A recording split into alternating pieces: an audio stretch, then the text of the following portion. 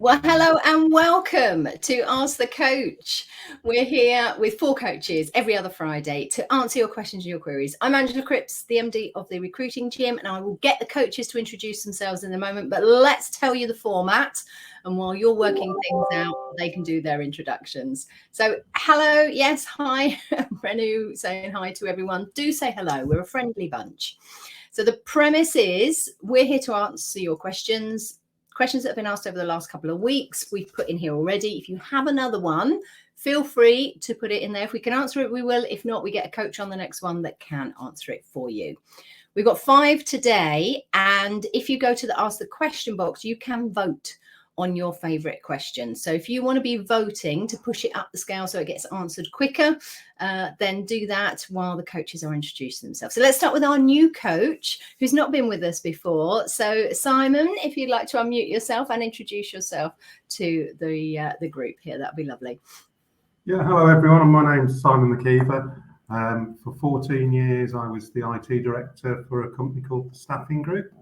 So we were about a £400 million a year turnover company, with primarily in the blue collar sector. But I've got a fair amount of experience at board level in developing IT strategy, IT systems, and supporting the whole infrastructure for both managed on-site and A to Z recruitment businesses. Fantastic. And what are you doing now then? So I'm now, I've started my own IT consulting company focused at the recruitment sector, and I'm working with a number of clients at the moment. It's really interesting to see different areas of recruitment that I haven't seen before, but a lot of the issues and challenges are exactly the same. Yeah, we do find that. That's fantastic. Now, we've put the coaches' links in there in the chat. So if you do want to connect with them, obviously feel free to do that. Thank you. Renu? Hi, Renu. Hi, everyone. It's nice to be here again.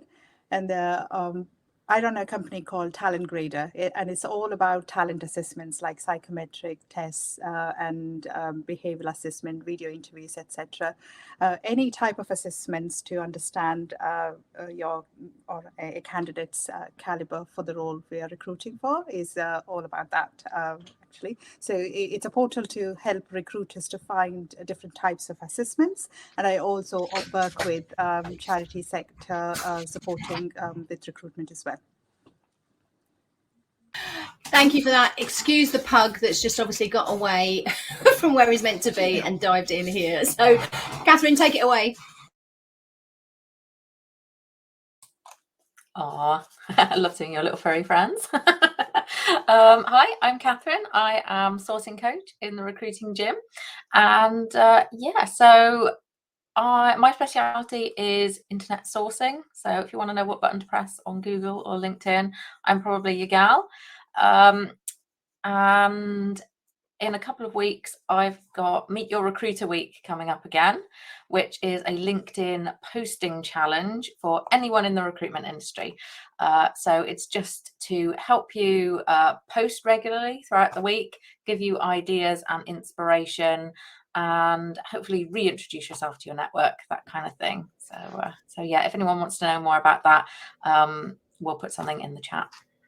Definitely. We've got Charlotte in the chat there. So if we need any references to links or anything, hopefully Charlotte can find them. This gets downloaded and put into the Recruiting Gym. We offer 5 free courses to all recruiters. So if you want to find out what you can get access to, training, coaching, support, click the green button that's on the Crowdcast here, and that'll take you to there. And you can see all the previous sessions and all the questions that have been asked. Next week, we've got our Meet the Expert. We do once a month, free training for everyone. And it's Roy Ripper, who's been in the training in the recruitment industry for a good 25, if not 30 years. So definitely someone to listen to. Right, let's see where the questions are going then. So most votes have gone for, it is number 1 anyway. So let's go with number 1. So I think, Renu, I'm going to come to you on this one because it's sort of an assessment-y type one. So this was discussions I've been having with businesses where they want to try and shorten the recruitment process because they know they're losing out on candidates. They don't want to make it too hard, but they do also want to make sure that they are checking, qualifying the candidates that they are capable of what they say they can do in the interview. So obviously recruiters are pretty good at interviews. So we're recruiting new consultants. We want them to do an assessment on a desk. So we're giving them sort of information on a desk, and we want a short plan from them of what their first 5 actions would be. But are we actually asking too much? So Renu, from your point of view, what would you say? I think first things first, I'd like to kind of put your mind at ease and say that, no, you're not asking too much, because, these kind of assessments, interviews are substantially biased. And we, based on interviews, we tend to recruit people like ourselves. Giving another way to find out a candidate's caliber is always good in combination with the interviews. So asking a task like that, where you are giving them clear instructions, giving them good background as well, because when you are creating a test on your own, you have to make sure that it's properly designed as well, and giving candidates a chance to understand that this will be something that they would be expected to do in their role. It has to be connected and valid for the role you're recruiting for. So as long as you kind of make sure that you put in enough information for them to attempt that task, and clear instructions on how long they have to do, and after they've attempted the task, do they have to present, or is it just a written task? It sounds like it's a written task then. And also, while you're at it, this always happens. It's very easy. I won't say very easy, but it's an okay task to do, kind of design your own assessment. But the challenging bit comes when you have to actually write down some marking criteria. Quite often we don't give that enough attention. So once you have designed what you want to assess, it's important to also think about, actually, what am I looking for? Then what we do is, when all candidates have written the assessment, their responses to the assessment, you have a criteria that you will mark the candidates against that, rather than comparing one candidate with the other. By doing that, biases come into play. So if you have a criteria, your assessment will be as objective as it can be. But another way to do that is to find out if there are any similar assessments available, because it doesn't need to be very recruitment specific, as long as you know what you want to assess. Sometimes pre-designed assessments will help you do that as well. So hopefully that answers the question. But definitely, there's some really good points in there, actually. And we fall foul of you're just trying to get them to do some stuff for free. You've got a desk you need help on, and maybe the perception then is wrong. So I really like that idea of a potential generic assessment, because then you've already got it written for you. You've got the answers, what you're looking for, because actually, that assessment is really all about, have they got the capability? Have they got the business acumen? Can they gather information and understand it and prioritize what the needs are, which a great recruiter can do. If there's ones already. So are there those type of assessments? This wasn't a link to your website, but it makes sense. Are there those type of assessments on your website? There are a few assessments. Some kind of designs very specific to the industries, but there are many generic work-based assessments. They're kind of called like work simulation exercises. Right. Yes, there are a few available on Talent Grader website. Okay. Check out. I'll pop a link in a moment. So brilliant. They can go and have a look at those. Fantastic. Right. I think that was a great answer. Thank you very much. Let me see what's the second one that's going through. So it is now number 4 that's come up next. So number 4, December was our best month ever. We've continued into a really busy January. I'm getting this from loads of clients. We all need a break but can't afford to while it's so busy. Predominantly our clients are sort of small SMEs, so maybe up to 50 staff or so. They don't have a lot of space at the moment. They are really busy. What's the coach's view on making hay whilst the sun shines? Okay, so question 4, and apologies, I've forgotten who's going first, but I'm going for Simon on this one because he's unmuted. Simon, what's your view on this? Yeah, it's a difficult one, isn't it? Because it's, it brings in both the business requirements, but also we've got to treat people as individuals as well. And you can only run at full speed. You can only sprint for so long. So I think you've got to take a balanced approach and always be looking at the individuals as well. It really is a management question, and being able to identify sometimes the difference between being busy and being stressed, and being, when people are actually beginning to become less productive because of the stress they're working under. And quite often, in my experience, it's not whilst they're running at 100 miles an hour that people crash. It's when that activity stops. So you've got to be really careful. It's a difficult one and needs to be managed on an individual basis, really. So there isn't a one size fits all for this answer, is it? Yes. I mean, I totally understand it. We're sort of in the same scenario, startup company and small business. So when it's so busy, you're thinking, well, I don't want to take a break. I'm enjoying all of this. There's so much to do. But you're right. It's when you stop. It's always the way, isn't it? You go on holiday and you get ill on the second day because everything's slowed down, and you pick up from there. So, okay. So, yeah. Take it on an individual basis, maybe talk to the person more about the impact if they don't stop. Yeah, what's happening with them, how are they feeling?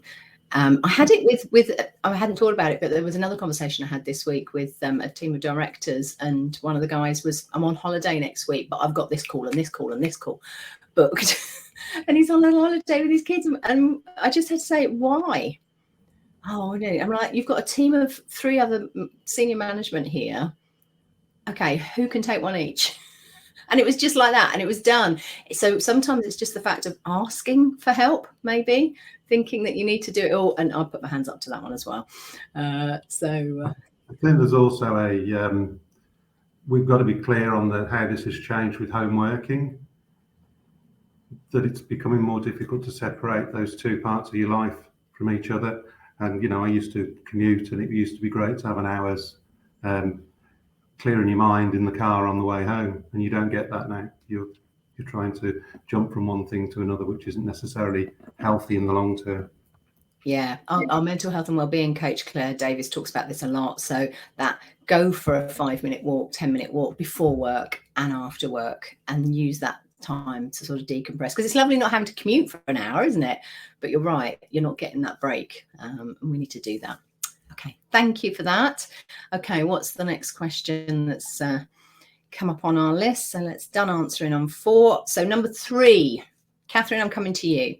What's the best job board to find really good tech staff? Okay, everyone has been asking about tech staff, not surprisingly. So this could be a really quick answer. Yeah, so asking about job boards, I'm thinking, okay, you want active candidates, you want tech people who are out looking for a job. So I suppose whenever someone mentions tech job boards, I often think of CW Jobs. It's been around a long time, well established in tech. But then also think of Stack Overflow, a website where developers will hang out even when they're not looking for a job. It's a question and answer website. So they'll go there to just solve their problems on a day-to-day basis, really, and get advice from other people who are working on similar kinds of programming languages and technologies and things. But Stack Overflow also has a jobs portal. So if someone is actively looking, they can say, okay, I want to take my profile and turn it into a job seeker profile and use that to apply for jobs or make myself searchable to recruiters. So that works exactly the same way as a job board does. You can buy a license and you can then search people on Stack Overflow who have actually said, I'm looking for a job. And I wouldn't rule out LinkedIn either. LinkedIn, almost a year ago, but not quite, published some stats around like response rates to messages, and candidates who mark themselves open to work are 75% more likely to respond to an in-mail than just anyone on LinkedIn. So I would say if you're looking for active candidates, don't rule out LinkedIn. I know that the tech community can be quite jaded about it, but if someone is actually looking, is actually putting feelers out there and wanting a move, then it may well be that they've switched that feature on LinkedIn, and it would be a warmer introduction than kind of just sending emails to people with the right skills. So use that filter if you've got access to LinkedIn Recruiter, and find people who are actually saying they're open to work. I think that's the key thing, isn't it? People forget, and you're right, tech, people go, oh no, tech people never reply on there. But if you can filter with the people open to work, then yeah, there they are. They're all sitting there. But yeah, you also need to be able you know that person has switched the feature on, and you know that they didn't do that 6 months ago and then forget about it, because LinkedIn turns it off automatically after 3 months. So you know that person at some point in the last 3 months has chosen to switch that on and sort of invite contact from recruiters. Okay. Good point to come back to on that. Okay, fantastic. So let's just see. Where are we on the next ones then? So question, we go through it. Oh, yes. 2. Simon, I'm coming to you. Headed to the Recruitment Agency Expo this week. Woohoo, so did we. It was amazing. It was really, really good. Lots of people there and lots of people wanting to buy, which was great. But a couple of people that were there said, we've come to look at IT.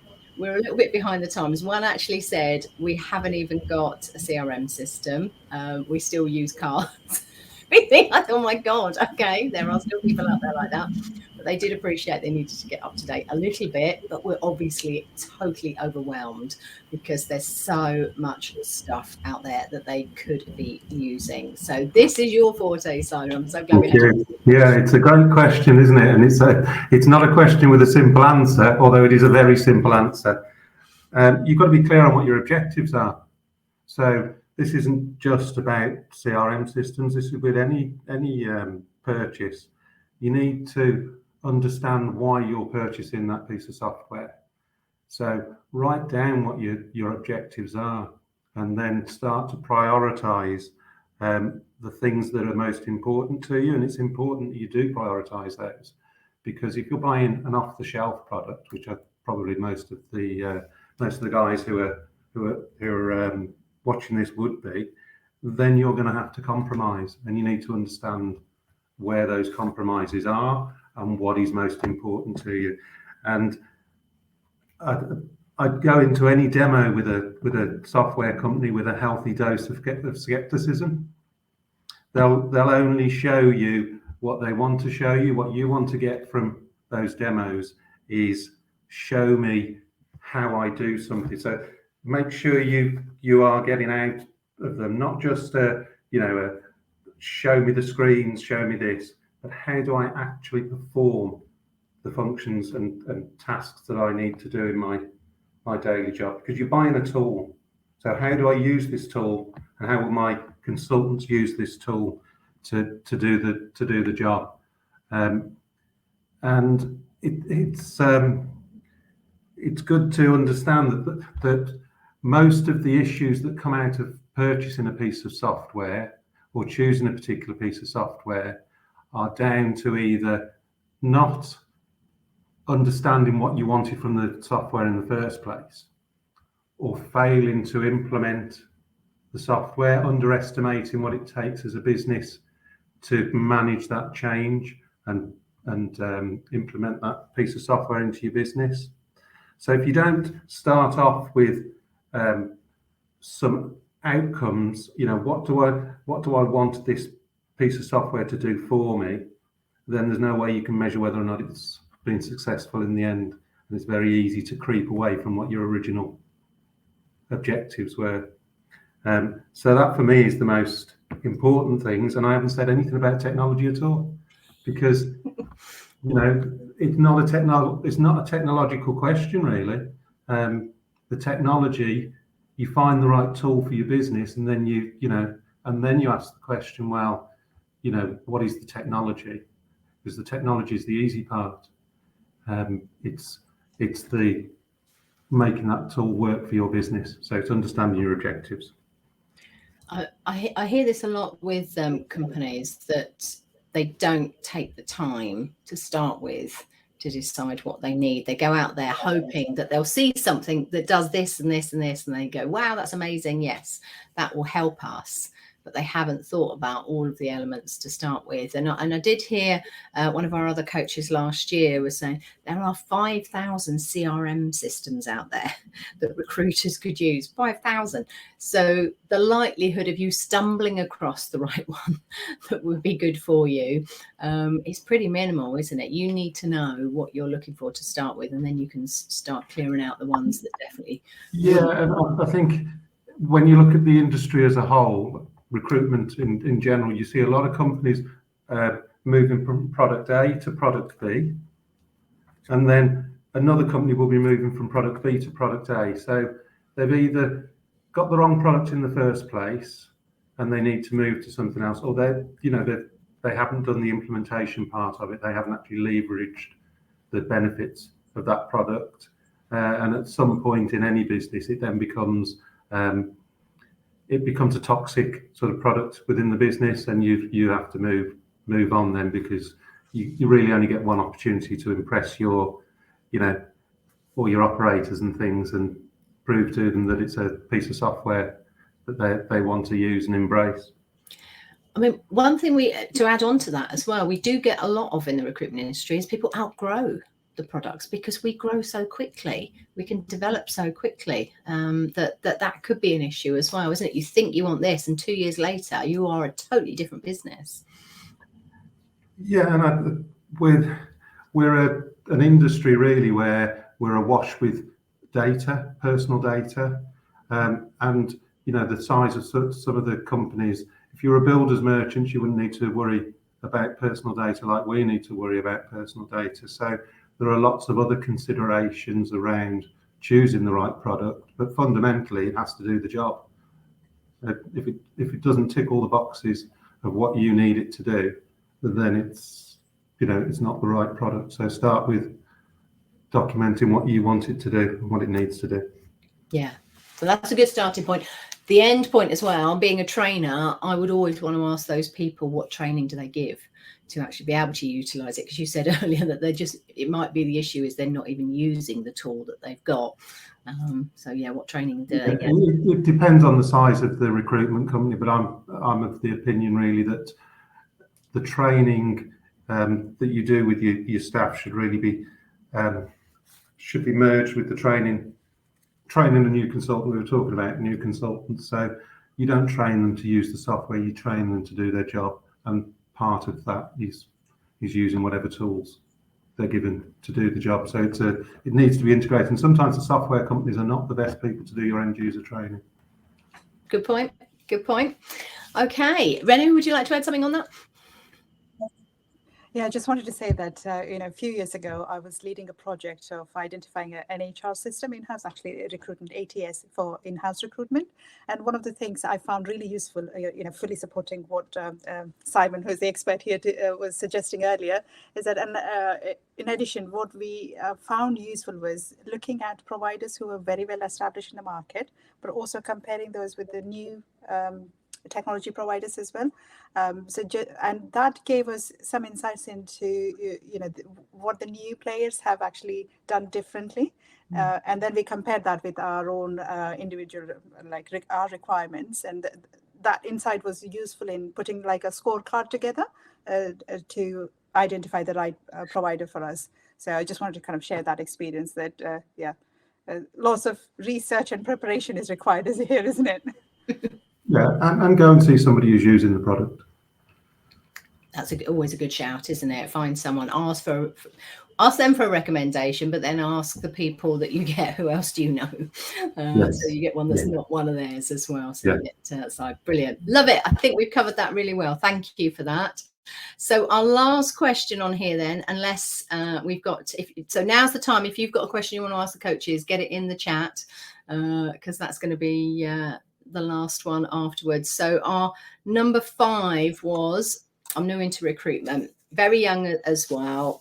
This actually is a mashup of 2 people's questions. One was 18, one was 20. So 18, I was 20 when I started in the recruitment industry, but 18 seems very young. People don't know me, speaking to older candidates and experienced clients, it's a little daunting. I remember that. Yeah. How can I improve my profile as a recruiter? So Katharine, let's come to you first of all. Yeah, I suppose there's kind of two ways you could interpret that. You could think about, how do I improve my profile?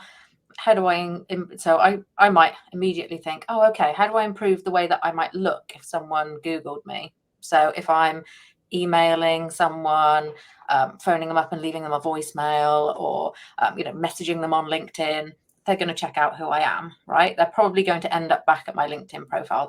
I've either messaged them on LinkedIn and they've clicked through, or they've taken my name and Googled it and ended up on LinkedIn. For most people, LinkedIn ends up at the top of search results for their name, especially if someone includes the company as well.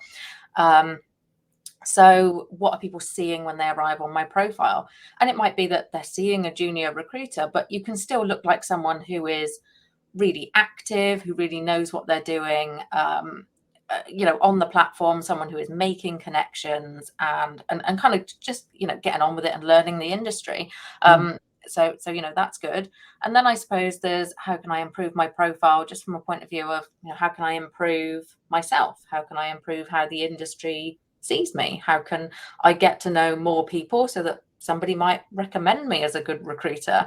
And I suppose that comes from the work that you do and the connections that you make. So I think actually going out and making connections is one of the first steps on both of these fronts. So talking to people, taking part in things like the session today, coming along, joining this, connecting with the four of us, so you can see on screen other people who are in the chat, just other people who care about the recruitment industry, care about developing themselves. Those are the kind of people that you want to be learning from right now. So that's all going to do your career good, and it's going to make your profile look good, because the number of connections you've got will grow.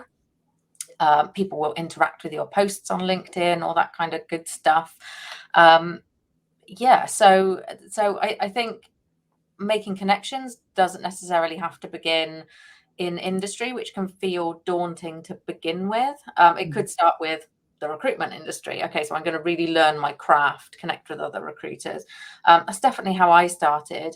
I remember Twitter was just starting to explode when I joined the recruitment industry in 2008. And all I did there, I followed anyone I could find who was in recruitment, but served me really well. I learned so much. And also connecting with other recruiters on LinkedIn, seeing their posts, seeing what they were doing with their profiles, it really helped and gave me more confidence when I was then going out to talk to people in the industry. At the time, I was working for a recruitment firm who specialized in renewable energy. So yeah, it was daunting to begin with, going out and trying to speak to an engineer who had designed a wind turbine gearbox or something, and I'm just little me in my early 20s, like, hello.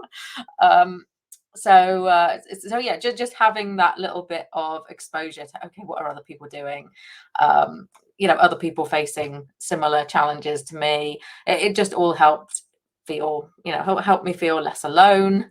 All that good stuff gave me confidence to kind of look for news, share it, try and form an opinion about what was going on in the industry, and kind of put it out there as well. So I think there's a lot that you can do. Well, those connections things, I mean, that's the sort of the first thing we suggest to them, isn't it? It's like, get to 500, so at least your profile on LinkedIn, because that's where people are going to look for you initially as well, to sort of check you out. And if you've got the 500 plus, then you're sort of covered from that point of view. But I love that idea of connecting with all the people that do the training and the coaching. And there's so much free stuff that we give away.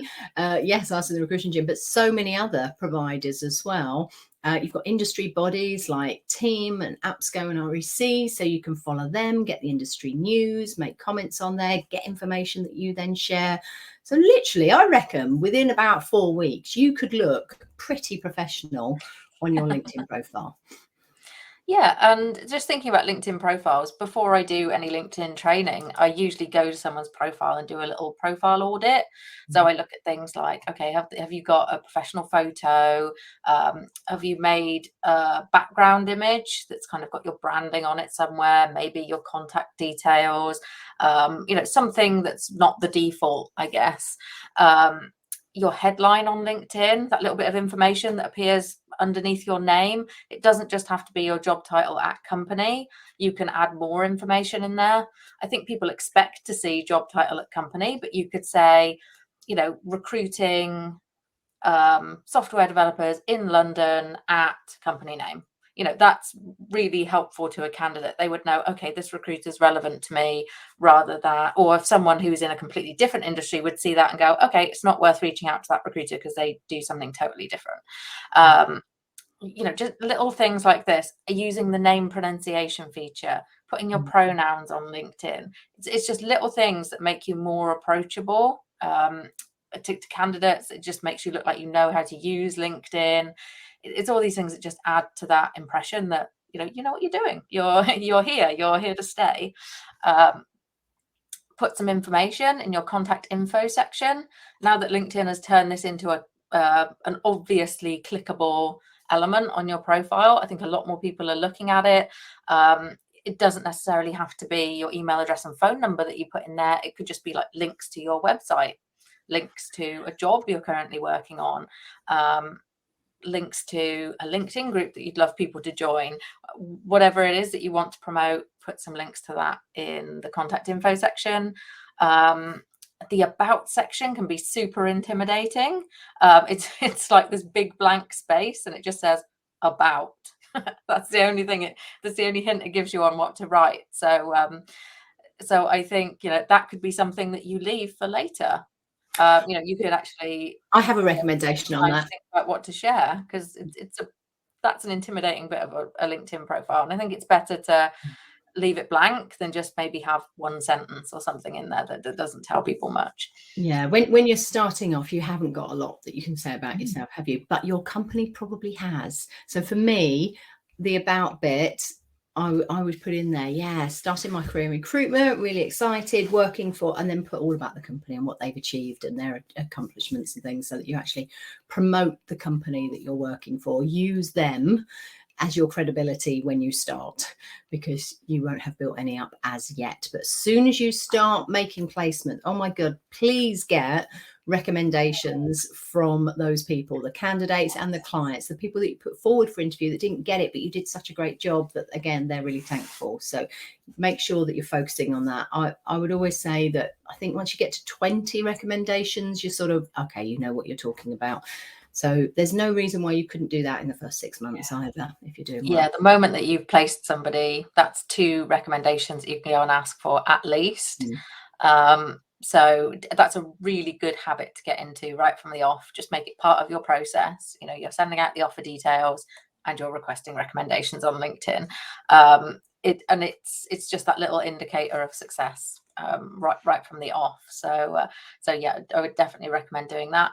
Joining groups on LinkedIn as well. Groups aren't the most active place anymore. In fact, it really feels like groups have withered and died, but they can be a good way to just indicate to people what you're interested in.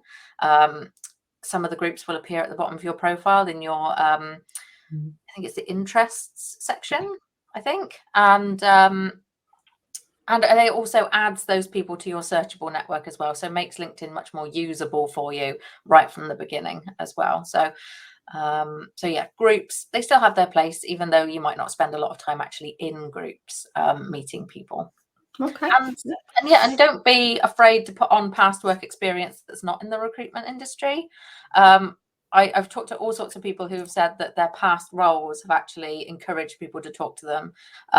Most recently, a recruiter shared with me that a candidate replied and said, "Oh, I never respond to recruiters on LinkedIn, but I see you used to be a florist, and so did I. So I just had to reply." And I thought, well, you never know what someone's going to connect with. So there's that positive bias that comes in, isn't it, from our experiences? And okay, that's a harmless one, so we're not going to worry about that. We have got another question. Let me just finish that one from there. So Alicia and Charlotte, thanks for pointing it out, that how to assess if the candidate is LGBTQ+ in a VC interview. Now, I see a VC interview as a video call interview. I could be totally wrong. That's the problem with abbreviations, isn't it? So if before we start answering that, I'll give the coaches a second to have a think about it. Alyssa, if you could let us know what a VC interview is for you, that would be great. And while she's doing that, I'm just going to say thank you to Katharine Nuds. Yes, unfortunately, Charlotte had COVID last week, so she couldn't come to the Recruitment Agency Expo. So there was me. Katharine joined me for a while. Thank you. But yeah, the Wednesday I was there all on my own. I did 32 meetings back to back. We just constantly, everyone wanting training. It's lovely, really lovely to see. But it did mean I didn't get to get away from the stand at all. So Katharine, thank you for bringing me the coffee. It was very much appreciated. Didn't get time to do anything in the end, and unfortunately did get COVID as of yesterday. So if I'm not quite on it today and I keep making a few mistakes, it's because I'm really not with it at all. So when Simon said that, well, we talked earlier about asking for help, and yeah, you don't have to do everything yourself and all the rest of it. Yeah, that's when I realized, yeah, I really shouldn't have been doing this today. I should have got someone else to do it instead. Okay, but we're here, we're there. VC then, have we got anyone else that's got ideas on VCs? Let me check that Alicia's still here. So apologies, Alicia, if you had to shoot off. No, she's still online. What's VC mean? I only know it's venture capital. Well, yeah, there's that as well, but a venture capital interview in the sector. Yeah, I'm not sure, but okay. Well, let's just assume it's anything. The question is around how do we assess? So Renu, I'm going to come to you as it's an assess one, but during an interview, I think the question for me is, should we be assessing whether someone is LGBTQ plus? Why do we need to know that? Yeah, Renu? I was just going to say that, actually. Do we actually need to know what they would like to identify themselves as for the purpose of the interview, unless we want to know the pronouns, how to address them as? That's the only thing that I would be interested in knowing. But that can, if they update their LinkedIn profile, we will be able to find that out. Or if they've mentioned in their email signature, that could be another way to find out. But in terms of assessing them, assuming that we are going on the right track answering this question, if you're assessing their caliber for a role, they shouldn't be treated any different. The general best practice is asking anyone, what can we do to support them to do their best in an interview or an assessment? That should be followed anyway, either way. So that's what I would say. Perhaps, okay, I like that question as well. Yeah, what can we do to make you perform your best at the interview? What a lovely way to set someone up in a briefing beforehand, because that straight away is pointing out that you want them to do their best. So that's fabulous. Katharine, did you have anything to add? Yeah, I was thinking, if you were worried about collecting this information just to see how diverse your applicant pool was, I mean, it's something that you can build into the application process as you can put anonymized questions in, so that the data is never associated to a particular person, but like your ATS or CRM should allow you to do that. If someone applies for a job, sort of anonymously give you, information about, all sorts of things, just so that you can assess how diverse your talent pools are, but it would never actually associate that with an individual. And that's things that always I prefer not to say at the bottom as well, don't they? Yes, they're always optional as well. So but I don't see why you necessarily need to know that in an interview. I think I agree with Renu, asking everyone before they come to interview, how, is there anything that we can do to help you perform your best or make you feel more comfortable during an interview? It is a great way to invite, someone to share anything they might be worried about with you. Yeah, I think that's a nice way to finish today as well. Let's give everyone an opportunity to be their best. That's a nice thought to finish on a Friday. Alicia, I will reach out to you if I can find you and find out a bit more detail. We do these every 2 weeks. So we have got someone that's going to be joining us on discrimination and also D&I, so that diversity and inclusion, on the Ask the Coaches throughout the first quarter here, because we've got to focus on that. So we've got different people with regards to sex discrimination and race discrimination and all of those that they're specialists in. So we will get what the question is, and we'll be able to get someone that can give you an answer. Okay, I'll stop coughing, hopefully. Right. Thank you to my coaches. It's been wonderful having you here. Some great answers to those questions today and lots of food for thought as well. Let's keep pushing through. It's going to be a great year for recruiters. So I hope it all is going to be for all of you as well. All right. We'll see you soon. Have a good weekend. Bye-bye. Thanks, everyone. Bye. Get well soon, Angela. Thank you.